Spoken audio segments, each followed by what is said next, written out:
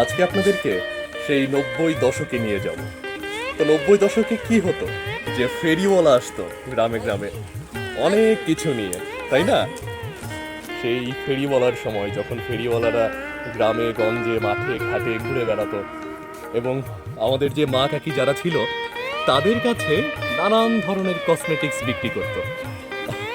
আর এখানে তো ফেরিওয়ালা নাই, এখানে একজন হচ্ছে ফেরিওয়ালি আছে, আমাদের ফেরিওয়ালি কাকি। দেখি তো কাকির কাছে কি কি আছে।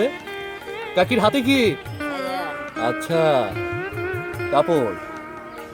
তারপরে এখানে আছে হচ্ছে গিয়ে স্নো, সেই আমরা আগে দেখতে পেতাম এমি স্নো।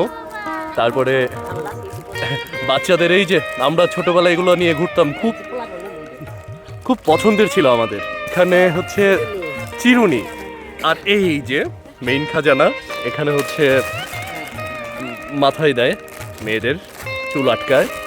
তারপরে এগুলো হচ্ছে মেয়েদের ব্যবহারের জিনিস, মাথায় চুলের রাবার সম্ভবত। তারপরে এখানেও অনেক কিছু আছে।